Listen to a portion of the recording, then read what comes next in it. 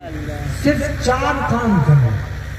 جس نے یہ 4 کام کیے میں اسے یقین دلاتا ہوں کہ خدا اس کی قبر کو جنت کا باغ بنائے اور اس کو قبر میں بہترین ساتھی عطا فرمائے. صرف 4 کام کرو. وہ 4 کام ہیں کیا؟ دیکھو، اصلاح معاشرہ انہی 4 کاموں میں منحصر ہے. دین و شریعت کے احکام کی پابندی کرنا چاہتے ہو تو یہ 4 کام سب سے پہلے کرنے والے بن جائیں. ان 4 کاموں میں سے پہلا کام، میری آواز جہاں تک پہنچ رہی ہے، چاہے مرد سن رہے ہوں چاہے عورتیں سن رہی ہیں، میں سب کے دلوں میں ان 4 باتوں کو بٹھانا چاہتا ہوں. سب سے پہلی بات یہ کہ اگر یہ چاہتے ہو کہ خدا قبر میں اچھا ساتھی نصیب فرمائے اور آپ کی قبر کو جنت کا باغ بنا دے، تو سب سے پہلے آج اس بات کا عہد کر لو کہ انشاءاللہ جب تک جسم میں جان اور بدن میں روح رہے گی اس وقت تک روز آنا 5 ٹائم کی نماز پابندی سے پڑھتے ہیں. جو پابندی سے نمازیں پڑھے گا اور پڑھتے پڑھتے دنیا سے جائے گا، اللہ اس کو قبر میں بہترین ساتھی عطا فرمائے اور اس کی قبر کو جنت کے باغ میں تبدیل فرمائے. آج مسلمان نماز سے کھلواڑ کرتا ہے. اس مجمع میں 3 طرح کے لوگ ہوں گے. اس میں کچھ لوگ وہ ہیں جو نماز پڑھتے ہیں، موقع ملتا ہے تو جمعے کی پڑھ لیتے ہیں اور سینہ ٹھوک کے کہتے ہیں کہ مولانا صاحب میں جمعے کی نماز کبھی نہیں چھوڑتا. تو اپنی جمعے کی نماز اپنے پاس رکھ، تیرے رب کو تیری اس نماز کی کوئی ضرورت نہیں. اس مجمع میں بہت سے لوگ وہ ہوں گے جو نماز پڑھتے ہی نہیں، اور اس مجمع میں بہت سے لوگ ایسے ہوں گے جو نماز پڑھتے ہیں. گھر والے بھی کہتے ہیں میرا بچہ نمازی ہے، محلے والے بھی کہتے ہیں یہ آدمی تو مسجد میں آتا جاتا دکھائی دیتا، لیکن اس سے پوچھو بیٹھ کر کے کہ تم نماز پڑھتے ہو؟ کہے گا پڑھتا ہوں. روز پڑھتے ہو کہ روز پڑھتا ہوں. اچھا یہ بتاؤ کہ روزانہ کتنی نمازیں پڑھتے ہیں؟ تو پتہ چلے گا کسی دن 2 پڑھ لی 3 چھوڑ دی، کسی دن 3 پڑھ لی 2 چھوڑ دی، کبھی فجر میں پڑھا سو رہا ہے اور کبھی عشاء پڑھے بغیر سو گیا. یاد رکھو، جس نے 2 پڑھی 3 چھوڑی یا 3 پڑھی 2 چھوڑی تو وہ اپنی من چاہی نماز پڑھتا ہے، خدا کے حکم پر عمل نہیں کرتا. خدا اس کی نماز کو اس کے منہ پر مار دے گا. آج سے طے کرو کہ روزانہ پڑھیں گے اور 5 وقت کی پابندی سے پڑھیں گے انشاءاللہ. ورنہ یاد رکھو قبر میں کوئی ساتھ دینے والا نہیں ملے گا، قبر کے اندھیرے سے کوئی بچانے والا نہیں ملے گا. حضرت محمد مصطفیٰ صلی اللہ علیہ وسلم ایک حدیث شریف میں فرماتے ہیں کہ الصلاۃ ضیاء، کہ نماز قبر میں نور اور روشنی کا ذریعہ بنتی ہے. آج ہم طے کریں کہ انشاءاللہ گھر میں ہو یا سفر میں ہو، صحت مند ہو یا بیمار ہو، پریشان ہو یا امن و امان کی حالت میں ہو، انشاءاللہ روز آنا 5 ٹائم کی نماز پابندی سے پڑھیں گے. عہد کرو کہ انشاءاللہ پڑھتے پڑھتے مریں گے اور مرتے مرتے پڑھیں گے تو اللہ تمہاری قبر کو جنت کے باغ میں تبدیل فرمائے گے اور قبر میں بہترین ساتھی نصیب فرمائے گے. اور ایک بات ذہن میں رکھو کہ نماز فرض ہے. جب تک پڑھو گے نہیں یہ فرض ذمے سے ادا نہیں ہوگا. اگر آپ نے 6 سال کی نمازیں نہیں پڑھی، آپ کی عمر ہو گئی 25 سال، نماز فرض ہوتی ہے 15 سال تک، آپ نے 25 سال تک کوئی نماز ہی نہیں پڑھی. اب آپ کے دل میں داعیہ پیدا ہوا کہ میں نماز پڑھوں، تو جو 10 سال کی قضا ہوئی ہے ان کو بھی پڑھنا لازم ہے. جب تک نہیں پڑھو گے یہ ذمے سے ثابت نہیں ہوگا. اس لیے ہر ایک کو غور کرنا چاہیے کتنی میری نمازیں چھٹی ہوئی ہیں، اور چھٹی ہوئی نمازوں کو پڑھنے کی کوشش کر. پڑھتے پڑھتے خدا کہاں چلا گیا تو خدا نماز پڑھنے والوں کی فہرست میں تیرے نام کو شامل کر دے۔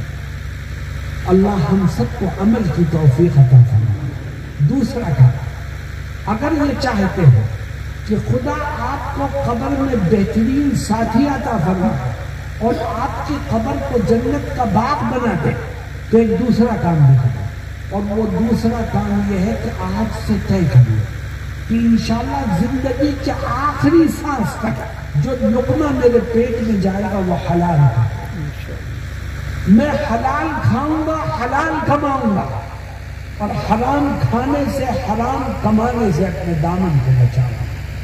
میرے دوستوں اور ساتھیوں، بڑے افسوس اور دکھ کی بات ہے کہ آج مسلمان نوجوان غیروں کو دیکھ کر کے حرام طریقے سے دولت کمانے کی فکر میں مصروف ہو جاتا ہے۔ اس کے دل سے موت کا خوف، خدا کی پکڑ کا خوف نکل جاتا ہے، وہ تو نوٹ گننے اور کمانے میں مصروف ہو جاتا ہے۔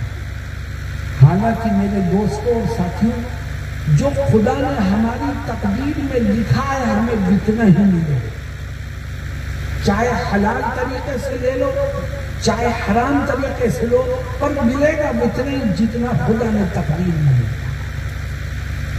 جب تقدیر میں جتنا لکھا ہے اتنا ہی ملنا ہے تو طے کرو کہ انشاءاللہ ہم حلال طریقے سے کمائیں گے، حرام کو لاد ماریں۔ لیکن آج مسلمان صرف پیسے کو کمانے اور بینک بیلنس میں اضافہ کرنے کی فکر میں ہے، حرام و حلال کا فرق اس کے ذہن سے نکل چکا۔ میں آپ سے ایک سوال کرتا ہوں، یہ بتاؤ کہ کیا مسلمان آج سودی لین دین میں مبتلا نہیں ہے؟ مسلمان سود لے بھی رہا ہے اور سود دے بھی رہا ہے۔ حالانکہ اللہ رب العزت نے اس کی حرمت کو بیان کرتے ہوئے ایک جگہ یہاں تک فرمایا کہ سود کھانے سے بچو ورنہ آخرت میں بہت برے انجام سے تمہارا سامنا ہوگا۔ اے اللہ، کیا انجام ہوگا؟ فرماتا ہے الذین یأکلون الربا لا یقومون الا کما یقوم الذی یتخبطہ الشیطان من المس۔ اللہ کہتا ہے سود مت کھاؤ، اگر سود کھا کے مرو گے، سود کھا کے خدا کے ہاں جاؤ گے تو جب تم میدان محشر میں پہنچو گے تو تمہارا حال کیا ہوگا؟ اللہ کہتا ہے تمہارا حال اس شخص کی طرح سے ہوگا جس کے اوپر جن سوار ہو جاتا ہے۔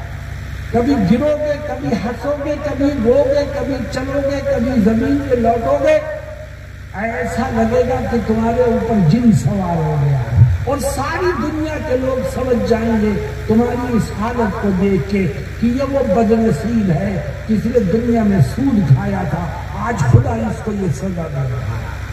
اللہ ہم سب کی حفاظت کرے۔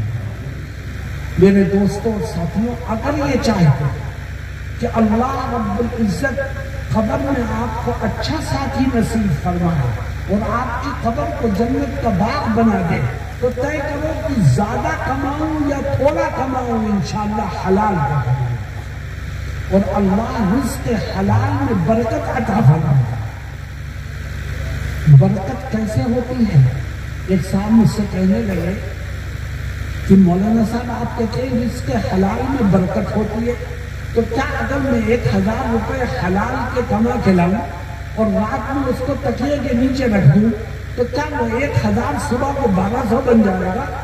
کیا مطلب ہے برکت؟ تو میں نے ان سے کہا نہیں، ایسا نہیں ہے، تم 1000 کما کے لائے حلال کا ہے، صبح کبھی وہ 1000 آئے گا، لیکن برکت کا مطلب یہ ہے کہ اللہ اس تھوڑے سے پیسوں میں غیب سے تیری تمام ضرورتوں کو پورا فرمائے گا، تجھے بیماریوں سے بچائے گا، تجھے چوروں مچکوں سے بچائے گا، تجھے کچہری اور عدالت کے چکروں سے بچائے گا۔ خدا تھوڑے سے پیسوں میں تیری ضرورتوں کو غیر سے پورا کرے، یہ برکت ہے۔ اور تو نے حرام کمایا، جیب بھر کے لاتا ہے، لیکن یاد رکھ یہ رزق حرام جب گھر میں آئے گا تو گھر کا چین و سکون باہر چلا جائے گا۔ یہ کب آیا اور کب گیا تجھے پتہ بھی نہیں چلا. اس لیے میرے دوستوں اور ساتھیوں، حرام کمانے سے بچو، حلال کماؤ، حلال کھاؤ. اللہ اس کی برکت سے دنیا میں بھی آپ کو چین و سکون عطا فرمائے گا اور قبر میں آپ کو اچھا اور بہترین ساتھی نصیب کرے گا. جو ساتھی یہاں بیٹھے ہیں، یہ جہاں تک میری آواز جا رہا ہے، اگر سننے والوں میں سے کوئی حرام کاروبار میں مبتلا ہے تو وہ اپنے دامن کو بچائے اور ارادہ کرے کہ اے اللہ میں پہلی فرصت میں حرام کمائی سے بچوں گا اور صرف رزق حلال کماؤں گا اور کھاؤں گا. میرے دوستو، اللہ رب العزت ایک وعدہ کرتا ہے. کیا کہتا ہے؟ دیکھو، یہ میرا وعدہ نہیں ہے، خدا کا. خدا کہتا ہے تو میرے ڈر سے حرام کو چھوڑ، گناہوں کو چھوڑ، ناجائز کاموں کو چھوڑ. میرے ڈر سے حرام کو لات مار. تو یاد رکھ، میں تجھے کبھی تنہا نہیں چھوڑوں گا، ہر جگہ میں تیرے ساتھ رہوں گا. کیسے؟ فرماتا ہے وَمَن يَتَّقِ اللَّهَ يَجْعَلْ لَهُ مَخْرَجًا وَيَرْزُقْهُ مِنْ حَيْثُ لَا يَحْتَسِبُ وَمَن يَتَوَكَّلْ عَلَى اللَّهِ فَهُوَ حَسْبُهُ إِنَّ اللَّهَ بَالِغُ أَمْرِهِ قَدْ جَعَلَ اللَّهُ لِكُلِّ شَيْءٍ قَدْرًا. اللہ کہتا ہے جس نے میرے ڈر سے گناہ کو چھوڑا، حرام کو چھوڑا، ناجائز کو چھوڑا اور وہ پھر پریشانیوں میں گھر گیا، تو خدا کیا وعدہ کرتا ہے؟ کہتا ہے جب تم میرے ڈر سے حرام کو چھوڑنے کی وجہ سے کسی پریشانی میں گھرے گا تو فکر مت کر، میں غیب سے تیرے لیے پریشانی سے نکلنے کا راستہ بنا دوں گا. اور ایک دوسرا انعام ہوگا تجھ پر. تم میرے ڈر سے حرام کو چھوڑ تو اللہ کہتا ہے وَيَرْزُقُهُ مِنْ حَيْثُ لَا يَحْتَسِبُ، میں تجھے رزق حلال ان راہوں سے عطا کروں گا جن کا خیال بھی تیرے ذہن میں نہیں آیا. میرے دوستوں اور ساتھیوں، آؤ ہم عہد کریں کہ انشاءاللہ جو کھائیں گے، جو کمائیں گے، وہ حلال کھائیں گے. ہر قیمت پر حرام کھانے اور کمانے سے اپنے دامن کو بچائیں گے. اللہ اس کی برکت سے ہماری دنیا کو بھی بنا دے گا، ہماری آخرت کو بھی بنا دے گا. نمبر 3، اگر یہ چاہتے ہیں کہ خدا قبر میں بہترین ساتھی عطا فرمائے اور آپ کی قبر کو جنت کا باغ بنا دے، تو ایک تیسرا کام ہے. دیکھو، پہلا کام تھا روزانہ 5 ٹائم کی نمازیں پڑھنا. دوسرا کام تھا رزق حلال کماؤ اور کھاؤ. اور تیسرا کام، اگر یہ چاہتے ہو کہ قبر میں اچھا ساتھی ملے اور قبر جنت کا باغ بن جائے، تو تیسرا کام یہ ہے کہ آج سے عہد کر لو کہ زندگی کے آخری سانس تک جب کسی کا کوئی حق میری طرف نکلے گا تو میں ایک ایک پائی کا حساب کر کے اس کے حق کو ادا کروں گا. بھائی کا حق نکلے گا اسے دے دوں گا، بہن کا حق نکلے گا اسے دے دوں گا، کاروبار میں شریک پارٹنر کا حق نکلے گا اسے دے دوں گا. کسی کا حق اپنی گردن پر لے کر دنیا سے نہیں جاؤں گا. جو اس بات کا عزم کر لے، اللہ اس کو قبر میں بہترین ساتھی عطا کرے. مگر مسلمانوں، بڑے افسوس اور دکھ کی بات ہے کہ آج حق تلفی کا گناہ امت میں عام ہو گیا. ہر طاقتور کمزور کا حق مارتا ہے، ہر مالدار غریب کا حق مارتا ہے، ہر بڑا چھوٹے کا حق مارتا ہے، اور یہ بھول جاتا ہے کہ میری ہر حرکت کو میرا رب دیکھ رہا ہے. تو نے بند دروازے کے پیچھے کنڈی لگا کر کمرے میں بیٹھ کر کس کے ساتھ کیا بےایمانی کی ہے، سامنے والے کو پتہ چلے یا نہ چلے، مگر تیرا رب تو تجھے 70 پردوں کے پیچھے بھی دیکھ رہا ہے. بتا کب اس کو کیا منہ دکھایا. آج نوبت یہاں تک آ گئی ہے کہ باپ مرتا ہے، ابھی اس کا کفن بھی میلا نہیں ہوتا اور اولاد میں جائیداد کے جھگڑے شروع ہو گئے. بتاؤ ہوتا ہے نہیں ہوتا؟ اور یہ جھگڑے کیوں ہوتے ہیں؟ ہر ایک اپنا حق لینے کی فکر کرتا ہے اور کسی کو دوسرے کا حق ادا کرنے کی فکر نہیں ہے۔ یہی وہ چیز ہے جو بربادی کی طرف امت کو لے جا رہا ہے۔ کل ہم سے یہ نہیں پوچھے گا خدا کہ تو نے اپنا حق کیوں نہیں لیا، نہیں، خدا یہ پوچھے گا کہ تو نے دوسرے کا حق کیوں ادا نہیں کیا۔ اور اسی میں ہم کمزور ہیں، کوتاہی میں مبتلا ہیں۔ ہم یہ سمجھتے ہیں کہ ہم نے کسی کا حق مار لیا تو کیا ہوا، ہم نے حج بھی تو کر لیا ہے، حج ہمارے گناہ کو دھو دے گا۔ ہم نے عمرہ کر لیا ہے، عمرہ ہمارے نامے اعمال کو صاف کر دے گا۔ اور ہم دین کے کاموں میں حصہ لیتے، ہم 3 مہینے اور 4 مہینے کے لیے اللہ کے راستے میں نکل جاتے ہیں، یہ سب گناہ دھل جائے گا۔ یہ دھوکہ ہے، یہ دھوکہ ہے، یہ فریب ہے۔ یاد رکھو، حق تلفی کا گناہ ایسا گناہ ہے جو نیکیوں سے دھلتا نہیں بلکہ نیکیوں کو تباہی کے گھاٹ تک پہنچا دیتا ہے۔ نیکیوں کو یہ گناہ برباد کر دیتا ہے۔ میں ایک واقعہ آپ کو سناتا ہوں، حدیث شریف میں ذکر کیا گیا۔ ایک مرتبہ نبی کریم صلی اللہ علیہ وسلم ایک جہاد کے سفر پر روانہ ہے۔ آپ کے ساتھ آپ کا ایک نوجوان غلام بھی تھا۔ ایک جگہ پڑاؤ ہوا، آپ کے لیے خیمہ تن دیا گیا، آپ خیمے میں تشریف فرما تھے۔ وہ غلام کسی کام سے باہر گیا، دشمن کی طرف سے تیر آیا، اس کی کمپٹی پر لگا، وہ شہید ہو گیا۔ لوگوں نے آ کے آپ کو خبر دی کہ اے اللہ کے نبی، آپ کے غلام کو خدا نے شہادت کا مرتبہ عطا کیا، آپ کا غلام شہید ہو گیا۔ آپ چپ رہے اور کچھ دیر کے بعد فرمایا، تم مجھے اس کی شہادت کی خوشخبری دے رہے ہو لیکن تمہیں نہیں معلوم کہ اس کا انجام کیا ہے۔ صحابہ نے پوچھا، یہ آقا ہوا کیا؟ تو دیکھو، آقا جو جواب دیتے ہیں وہ دل تھام کے سننے کے قابل ہے۔ فرماتے ہیں اس نے ایک گناہ کیا تھا۔ کیا گناہ کیا تھا؟ کہ ایک دفعہ مال غنیمت کو جمع کر کے ایک جگہ رکھا گیا اور اس سے کہا گیا کہ اس مال کی حفاظت کر۔ اس مال میں ایک بہت قیمتی اور خوبصورت چادر تھی، وہ اس غلام کو پسند آئی، اس نے چپکے سے اس مال میں سے وہ چادر نکالی۔ اس نے مجاہدین کی حق تلفی کی، اس نے امانت میں خیانت کی، اس نے دوسروں کا حق مارا تھا۔ آقا کیا کہتے ہیں کہ تم مجھے اس کی شہادت کی خوشخبری دے رہے ہو اور میں اپنی آنکھوں سے دیکھ رہا ہوں کہ وہ چادر جو اس نے چرائی تھی وہ آگ بن کر کے اس کے جسم پر لپٹی ہوئی ہے۔ غور کرو، یہ ہے کون؟ خادم رسول اللہ صلی اللہ علیہ وسلم، اللہ کے نبی کا خادم ہے۔ کتنی بڑی عزت اس کے پاس تھی۔ کون سے سفر پر تھا؟ جہاد کے سفر پر۔ کون سی موت آئی؟ شہادت کی موت آئی، لیکن امانت میں خیانت کر کے گیا تھا، حق تلفی کر کے گیا تھا۔ آج اس کی کوئی نیکی اس کے کام نہیں آ رہی۔ آقا فرماتے ہیں وہ چادر آگ بن کر کے اس کے جسم پر لپٹی۔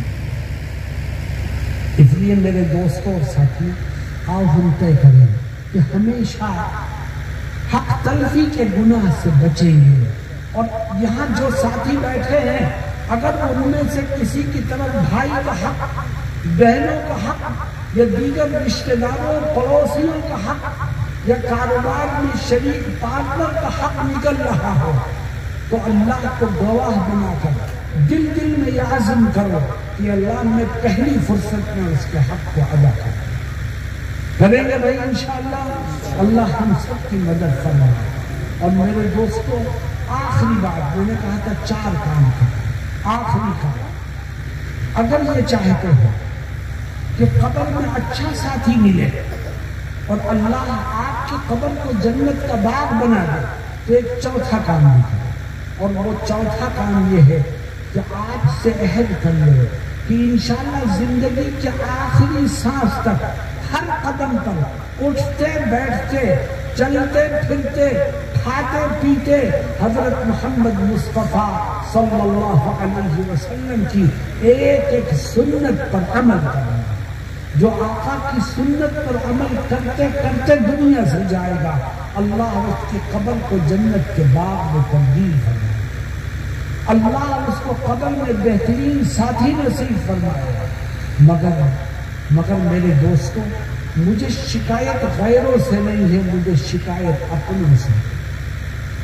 آج نبی کی سنت کو نقصان یہودیوں سے نہیں پہنچ رہا ہے، نبی کی سنتوں کو نقصان عیسائیوں سے نہیں پہنچ رہا ہے، کافروں سے نہیں پہنچ رہا ہے، مشرکوں سے نہیں پہنچ رہا ہے.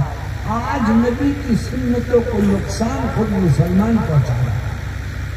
مسلمان نبی کی سنتوں کو پیروں تلے رونگ رہا ہے. وہ اپنے آپ کو ماڈرن بنا کے دنیا والوں کے سامنے پیش کرتا ہے اور یہ سوچتا ہے کہ مجھے عزت ملے گی تو یورپین کلچر سے ملے گی، مجھے عزت ملے گی تو عیسائیوں کے طور طریقوں کو اختیار کرنے سے ملے گی، مجھے عزت ملے گی تو یہودیوں کے طرز رہائش کو اپنانے سے ملے گی. مگر تم بھول گیا کہ تو محمدی ہے. یاد رکھ، اگر تجھے دنیا اور آخرت میں عزت ملے گی تو محمد صلی اللہ علیہ وسلم کے کلچر سے مل سکتی ہے، اس کے علاوہ کسی اور شکل پہ نہیں مل سکتی. چنانچہ قرآن میں اللہ کیا کہتا ہے؟ فرماتا ہے لَقَدْ كَانَ لَكُمْ فِي رَسُولِ اللَّهِ أُسْوَةٌ حَسَنَةٌ لِمَنْ كَانَ يَرْجُو اللَّهَ وَالْيَوْمَ الْآخِرَ وَذَكَرَ اللَّهَ كَثِيرًا. اللہ کہتا ہے میں نے تمہارے لیے نمونہ اور آئیڈیل یورپ کے لوگوں کو نہیں بنایا ہے، عیسائیوں کو نہیں بنایا ہے، اپنے دشمنوں کو نہیں بنایا ہے، کافروں کو نہیں بنایا ہے. میں نے تمہارے لیے آئیڈیل اور نمونہ بنا کے پیش کیا ہے تو اپنے حبیب محمد صلی اللہ علیہ وسلم کو بنایا. آج ہم شادی بیاہ میں غیروں کی نقل اتارتے ہیں. آج ہمارے چہروں پر داڑیاں نہیں ہیں، ہم نے نبی کی سنت کو کھرچ کے نالیوں میں بہا. آج ہمارے کھانے پینے اور زندگی گزارنے کے طور طریقے اللہ کے دشمنوں کے طور طریقے جیسے ہو رہے ہیں، نبی کے طور طریقے جیسے نہیں ہیں. اللہ ہم سب کی حفاظت فرمائے. میرے دوستوں اور ساتھیوں، میں ایک صحابی کا ایک واقعہ آپ کو سنا کے آگے بڑھتا ہوں. ایک صحابی جو اسلامی لشکر کے جنرل تھے،